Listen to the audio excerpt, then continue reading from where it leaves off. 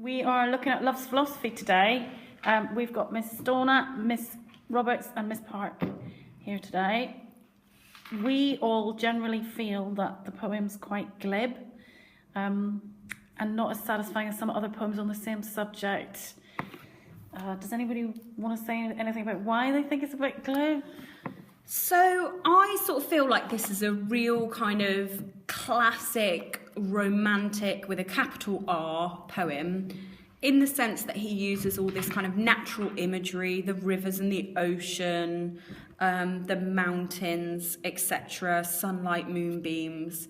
But it does seem a little bit cliched, and the fact that it is in these two very structured stanzas, there's no sense of kind of overwhelming true feeling like you might get, for example, in Sonnet 29, yes, where things are overspilling with passion. Yeah. It's very kind of...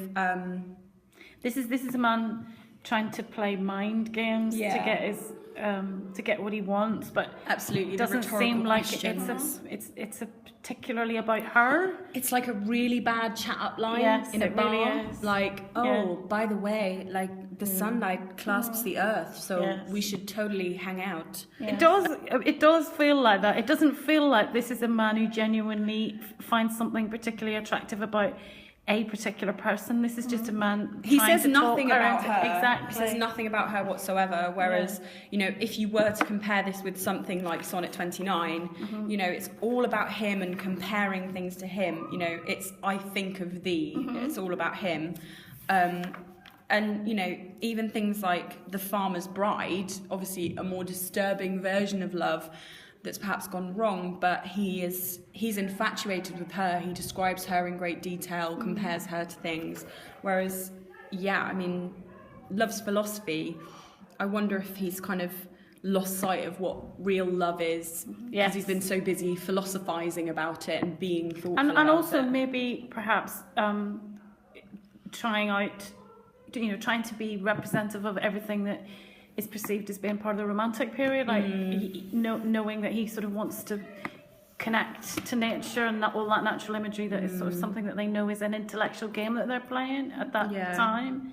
I don't really think that he's particularly romantic. I actually find him quite pushy. And I know that we may think like, oh, he's using all those amazing techniques to compare his love to nature, but actually I feel like he's trying to almost coerce her to do something that she doesn't want to, as if she was resisting, and he was like, come on, you know, see the mountain kiss high heavens, and why won't we? It's almost like as if he was pressuring her beyond that point when she's interested anymore, but he kind of uses all those figures of authority like God and all those divine powers just to say, what do you?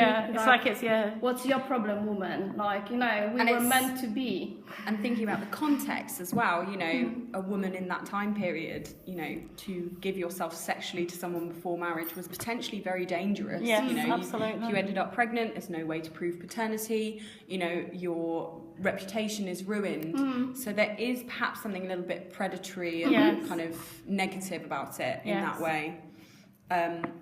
And again, that kind of sense of what you were saying about him being pushy, Miss Stavner, where each of the stanzas is one whole sentence where he lists thing after thing after thing, reason after reason after reason why she should, you know, kiss him and mingle with him. I think the word mingle is quite interesting in line 7. In one another's being mingle. I mean, that is quite sexual, isn't it? You know, why are we not mingling? And then it's compared to other it's repeated as well, isn't it? The word mingle. Definitely. There's a lot of imagery of water, isn't there? The fountains and rivers and waves.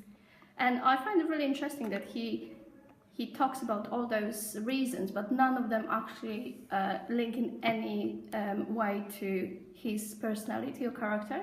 So he's not trying to convince her that he is going to be a good partner. No. Like, oh, because I'm really caring, like, you should be my wife. It's no, those mountains there, you know, the clouds there, all those other things that actually don't tell us anything about him as a person. Or express any kind of genuine feeling. So I think it's a really interesting one to draw connections with, perhaps with When We Two Parted as well, because again, there's a sense of Lord Byron. We talked, didn't we, when we did that one about perhaps it's not completely genuine, this grief. And again, Percy Bysshe Shelley's love and kind of attempts at wooing are perhaps not completely genuine as they might appear. And I think it would be another good one to compare with Sonnet 29. Yes, as well. definitely to compare with Sonnet. And the other one that I think it would go quite well with actually is Winter Swans, because there's the idea in both those poems that nature kind of provides a model for human behaviour, and I think that you could actually do quite a lot of comparison between those two really nicely. Yeah, I think you could as well, because to me the Owen Shears poem Winter Swans, I think it describes a really a very human and believable relationship. That I much prefer that poem. Yeah, in that I really that like feels it. like that's somebody who's been completely moved by nature to make him reconsider his behaviour. Yeah. Whereas the Shelley one is using natural imagery sort of slightly cleverly. Because he says, as we skirted the lake, silent and apart, but then seeing the swans brings them back together, doesn't it? Whereas Shelley's poem is very much kind of, you know, these things in nature are all together, so we definitely should be as well, you know. There's no sense of him actually being awed or No. moved by the nature.